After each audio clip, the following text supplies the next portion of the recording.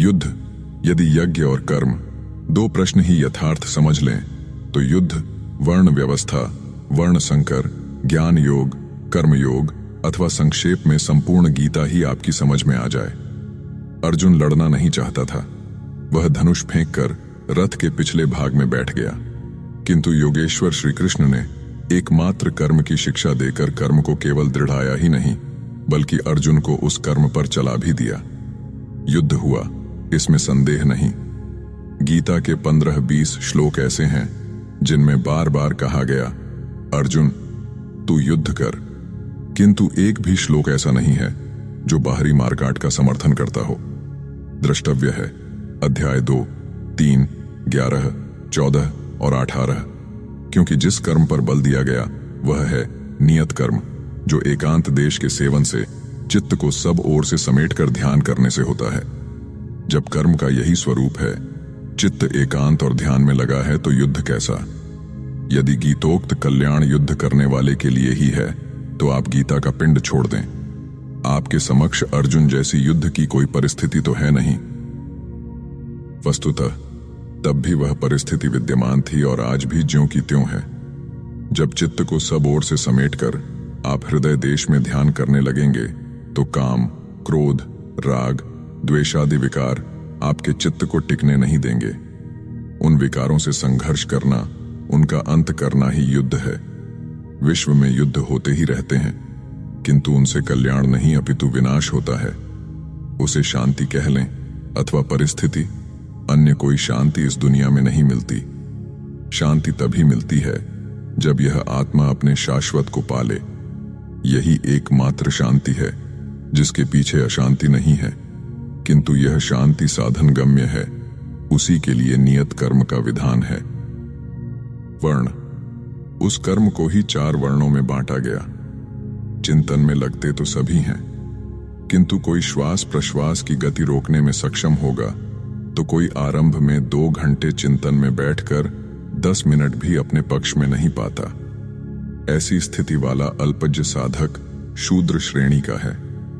वह अपनी स्वाभाविक क्षमता के अनुसार परिचर्या से ही कर्म आरंभ करे। क्रमशः वैश्य, क्षत्रिय और विप्र श्रेणी की क्षमता उसके स्वभाव में ढलती जाएगी। वह उन्नत होता जाएगा, किंतु वह ब्राह्मण श्रेणी दोष युक्त है, क्योंकि अभी वह ब्रह्म अलग है। ब्रह्म में प्रवेश पा जाने पर वह ब्राह्मण भी नहीं रह जाता। वर्ण का अर्थ है आकृति। यह शरीर आपकी आकृति नहीं है। आपकी आकृति वैसी है जैसी आपकी वृत्ति है। श्री कृष्ण कहते हैं, अर्जुन पुरुष श्रद्धामय है, इसलिए कहीं न कहीं उसकी श्रद्धा अवश्य होगी। जैसी श्रद्धा वाला वह पुरुष है, स्वयं भी वही है। जैसी वृत्ति वैसा पुरुष। वर्ण कर्म की क्षमता का आंतरिक मापदंड है, किंतु लोगों ने नियत कर्म को छोड़कर बाहर समाज में जन्म के आधार पर जातियों को वर्ण मानकर उनकी जीविका निश्चित कर दी, जो एक सामाजिक व्यवस्था मात्र थी। वे कर्म के यथार्थ रूप को तोड़ते मरोड़ते हैं, जिससे उनकी खोखली सामाजिक मर्यादा और जीविका को ठेस न लगे। कालांतर में वर्ण का निर्धारण केवल जन्म से होने लगा। ऐसा कुछ नहीं है। श्री कृष्ण ने कहा, 4 वर्णों की सृष्टि मैंने की। क्या भारत से बाहर सृष्टि नहीं है? अन्यत्र तो इन जातियों का अस्तित्व ही नहीं है। भारत में इनके अंतर्गत लाखों जातियां और उपजातियां हैं। श्री कृष्ण ने क्या मनुष्यों को बांटा? नहीं। गुण कर्म विभागशः, गुण के आधार पर कर्म बांटे गए। कर्माणि प्रविभक्तानि, कर्म बांटा गया। कर्म समझ में आ गया तो वर्ण समझ में आ जाएगा, और वर्ण समझ में आ गया तो वर्ण संकर का यथार्थ रूप आप समझ लेंगे। वर्ण संकर, इस कर्म पथ से च्युत होना ही वर्ण संकर है। आत्मा का शुद्ध वर्ण है परमात्मा। उसमें प्रवेश दिलाने वाले कर्म से हटकर प्रकृति में मिश्रित हो जाना ही वर्ण संकर है। श्री कृष्ण ने स्पष्ट किया कि इस कर्म को किए बिना उस स्वरूप को कोई पाता नहीं, और प्राप्ति वाले महापुरुष को कर्म करने से न कोई लाभ है और न छोड़ने से कोई हानि।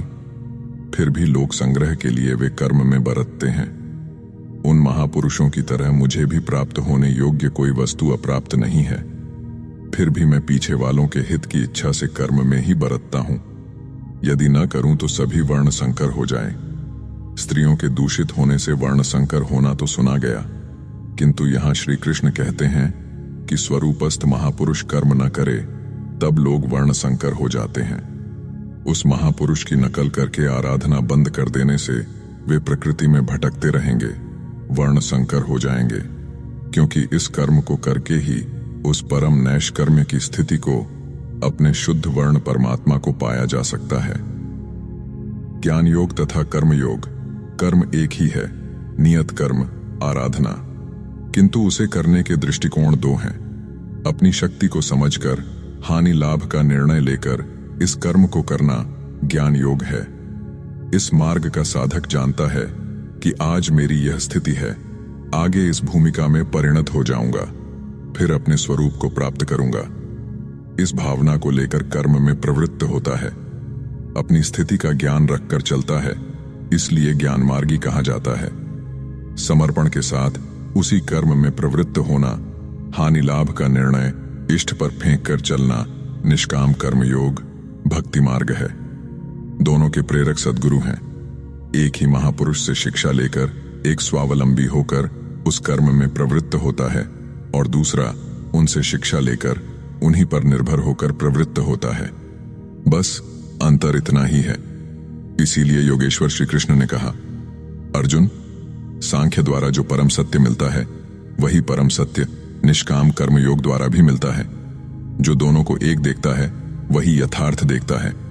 दोनों की क्रिया बताने वाला तत्वदर्शी एक है, क्रिया भी एक ही है, आराधना। कामनाओं का त्याग दोनों करते हैं और परिणाम भी एक ही है, केवल कर्म का दृष्टिकोण दो है। एक परमात्मा, नियत कर्म मन और इंद्रियों की एक निर्धारित अंतःक्रिया है। जब कर्म का यही स्वरूप है तो बाहर मंदिर, मस्जिद, चर्च बनाकर देवी देवताओं की मूर्ति या प्रतीक पूजना कहां तक संगत है। भारत में हिंदू कहलाने वाला समाज, वस्तुतः वे सनातन धर्मी हैं। उनके पूर्वजों ने परम सत्य की शोध करके देश विदेश में उसका प्रचार किया। उस पथ पर चलने वाला विश्व में कहीं भी हो, सनातन धर्मी है। इतना गौरवशाली हिंदू समाज कामनाओं से विवश होकर विविध भ्रांतियों में पड़ गया। श्री कृष्ण कहते हैं, अर्जुन, देवताओं के स्थान पर देवता नाम की कोई शक्ति नहीं है। जहां कहीं भी मनुष्य की श्रद्धा झुकती है, उसकी ओट में खड़ा होकर मैं ही फल देता हूं, उसकी श्रद्धा को पुष्ट करता हूं, क्योंकि मैं ही सर्वत्र हूं। किंतु उसका वह पूजन अविधिपूर्वक है, उसका वह फल नाशवान है। कामनाओं से जिनके ज्ञान का अपहरण हो गया है, वे मूढ़ बुद्धि ही अन्य देवताओं को पूजते हैं। सात्विक लोग देवताओं को पूजते हैं, राजसी यक्ष राक्षसों को तथा तामसी भूत प्रेतों को पूजते हैं, घोर तप करते हैं। किंतु अर्जुन, वे शरीर में स्थित भूत समुदाय और अंतःकरण में स्थित मुझ परमात्मा को कृश करते हैं, न कि पूजते हैं। उन्हें निश्चय ही तू आसुरी स्वभाव से संयुक्त जान। इससे अधिक श्री कृष्ण क्या कहते। उन्होंने स्पष्ट कहा, अर्जुन, ईश्वर सभी प्राणियों के हृदय में रहता है, केवल उसी की शरण जाओ। पूजा की स्थली हृदय में है, बाहर नहीं। फिर भी लोग पत्थर, पानी, मंदिर, मस्जिद, देवी देवताओं का पीछा करते ही हैं। उन्हीं के साथ श्री कृष्ण की भी एक प्रतिमा बढ़ा लेते हैं। श्री कृष्ण की ही साधना पर बल देने वाले तथा जीवन भर मूर्ति पूजा का खंडन करने वाले बुद्ध की भी मूर्ति उनके अनुयायियों ने बना ली और लगे पूजा करने, दीप दिखाने। जबकि बुद्ध ने कहा था, आनंद, तथागत की शरीर पूजा में समय नष्ट न करना। मंदिर, मस्जिद, चर्च, तीर्थ, मूर्तियां तथा स्मारकों से पूर्ववर्ती महापुरुषों की स्मृतियां संजोई जाती हैं, जिससे उनकी उपलब्धियों का स्मरण होता रहे। महापुरुषों में स्त्री पुरुष सभी होते आए हैं। जनक की कन्या सीता पिछले जन्म में एक ब्राह्मण कन्या थी। अपने पिता की प्रेरणा से परम ब्रह्म को पाने के लिए उसने तपस्या की, किंतु सफल न हो सकी। दूसरे जन्म में उसने राम को प्राप्त किया और चिन्मय, अविनाशी, आदि शक्ति के रूप में प्रतिष्ठित हुई। ठीक इसी प्रकार राजकुल में उत्पन्न मीरा में परमात्मा की भक्ति का प्रस्फुटन हुआ। सब कुछ छोड़कर वह भगवान के चिंतन में लग गई, व्यवधानों को झेला और सफल रही। इनकी स्मृति संजोने के लिए मंदिर बने, स्मारक बने, ताकि समाज उनके उपदेशों से अनुप्राणित हो सके। मीरा, सीता अथवा इस पक्ष का शोधकर्ता प्रत्येक महापुरुष हमारा आदर्श है। हमें उनके पद चिन्हों का अनुसरण करना चाहिए। किंतु इससे बड़ी भूल क्या होगी कि यदि हम केवल उनके चरणों में फूल चढ़ाकर, चंदन लगाकर अपने कर्तव्यों की इतिश्री मान बैठें। प्रायः जो जिसका आदर्श होता है, उसकी मूर्ति, चित्र, खड़ाऊं, उसका स्थान अथवा उससे संदर्भित कुछ भी देखने सुनने पर मन में श्रद्धा उमड़ आती है। यह उचित ही है। हम भी अपने गुरुदेव भगवान के चित्र को कूड़े में नहीं फेंक सकते, क्योंकि वह हमारे आदर्श हैं। उन्हीं की प्रेरणा तथा कथनानुसार हमें चलना है। जो स्वरूप उनका है, क्रमशः चलकर उसकी प्राप्ति हमारा भी अभीष्ट है, और यही उनकी यथार्थ पूजा है। यहां तक तो ठीक है कि जो वस्तुतः आदर्श हैं, उनका निरादर न करें, किंतु उन पर पत्र पुष्प चढ़ाने को ही भक्ति मान बैठने से, उतने को ही कल्याण साधन मान लेने से हम लक्ष्य से बहुत दूर भटक जाएंगे। अपने आदर्शों के उपदेशों को हृदयंगम करने तथा उस पर चलने की प्रेरणा ग्रहण करने के लिए ही स्मारकों का उपयोग है। चाहे उसे आश्रम, मंदिर, मस्जिद, चर्च, मठ, विहार, गुरुद्वारा या कुछ भी नाम दे लें, बशर्ते उन केंद्रों का संबंध धर्म से है तो। जिसकी प्रतिमा है, उसने क्या किया और क्या पाया, कैसे तपस्या की, कैसे प्राप्त किया, केवल इतना ही सीखने के लिए हम वहां पहुंचते हैं, और पहुंचना भी चाहिए। किंतु यदि इन स्थानों पर महापुरुषों के पद चिन्ह नहीं बताए गए, करके नहीं सिखाए गए, कल्याण की व्यवस्था नहीं मिली, तो वह स्थान गलत है। वहां आपको केवल रूढ़ी मिलेगी। वहां जाने में आपका नुकसान है। व्यक्तिगत रूप से घर घर, गली गली जाकर उपदेश पहुंचाने की अपेक्षा सामूहिक उपदेश केंद्रों के रूप में इन धार्मिक संस्थानों की स्थापना की गई थी। किंतु कालांतर में इन प्रेरणा स्थलियों से ही मूर्ति पूजा तथा रूढ़ियों ने धर्म का स्थान ग्रहण कर लिया। यहीं से भ्रम पनप गया। ग्रंथ, इसी प्रकार पुस्तकों का अध्ययन आवश्यक है, जिससे आप उस निर्दिष्ट क्रिया को समझ सकें जिसे योगेश्वर श्री कृष्ण ने नियत कर्म कहा है, और जब समझ में आ जाए तो तुरंत करने में लग जाए। विस्मृत होने लगे तो पुनः अध्ययन कर लें। यह नहीं कि पुस्तक को हाथ जोड़कर अक्षत चंदन छिड़क कर रख दें। पुस्तक मार्ग निर्देशक चिन्ह है जो पूर्ति पर्यंत साथ देता है। देखते हुए आगे बढ़ते चलें अपने गंतव्य की ओर। जब इष्ट को हृदय से पकड़ लेंगे तो वह इष्ट ही पुस्तक बन जाएगा। अतः स्मृति संजोना हानिकारक नहीं है, किंतु इन स्मृति चिन्हों की पूजा से ही संतुष्ट हो जाना हानिकारक है। धर्म क्या है? अध्याय 2, 16 से 29 में योगेश्वर श्री कृष्ण के अनुसार असत वस्तु का अस्तित्व नहीं है और सत का कभी अभाव नहीं है। परमात्मा ही सत्य है, शाश्वत है, अजर, अमर, अपरिवर्तनशील और सनातन है। किंतु वह परमात्मा अचिंत्य और अगोचर है, चित्त की तरंगों से परे है। अब चित्त का निरोध कैसे हो? चित्त का निरोध करके उस परमात्मा को पाने की विधि विशेष का नाम कर्म है। इस कर्म को कार्य रूप देना ही धर्म है, दायित्व है। गीता अध्याय 2 श्लोक 40 में है कि अर्जुन, इस कर्म योग में आरंभ का नाश नहीं है। इस कर्म रूपी धर्म का किंचन मात्र साधन जन्म मृत्यु के महान भय से उद्धार करने वाला होता है, अर्थात इस कर्म को कार्य रूप देना ही धर्म है। इस नियत कर्म साधन पथ को साधक के स्वभाव में उपलब्ध क्षमता के अनुसार 4 भागों में बांटा गया है। कर्म को समझकर मनुष्य जब से आरंभ करता है, उस आरंभिक अवस्था में वह शूद्र है। क्रमशः विधि पकड़ में आई तो वही वैश्य है।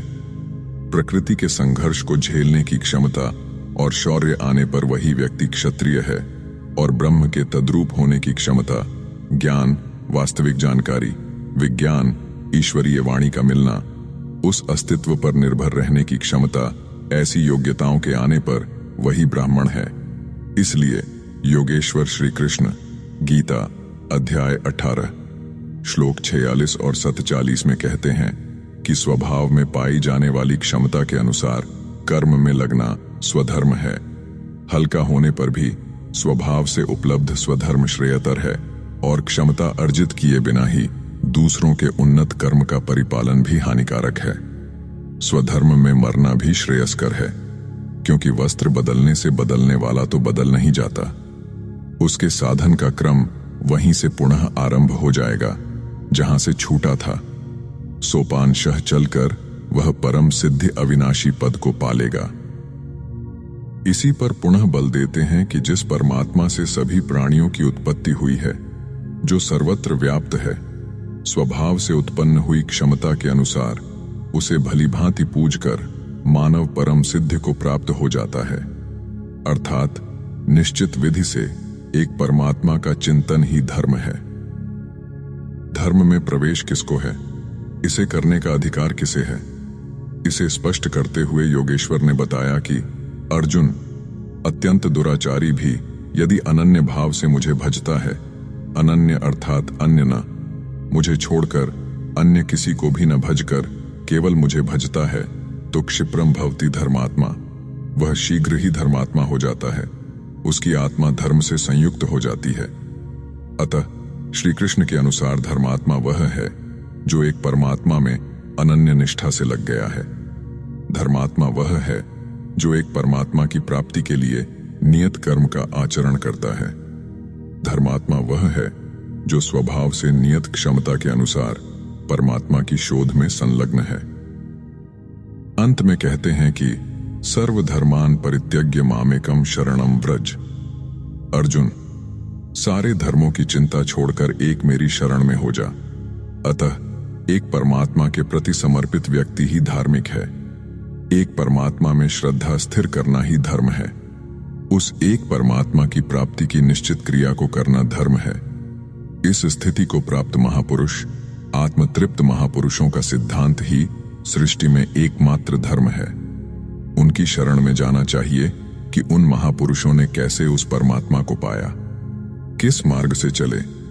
वह मार्ग सदा एक ही है, उस मार्ग से चलना धर्म है। धर्म मनुष्य के आचरण की वस्तु है, वह आचरण केवल एक है। व्यवसायात्मिका बुद्धिरेकेह कुरुनंदन, अध्याय 2, श्लोक 41।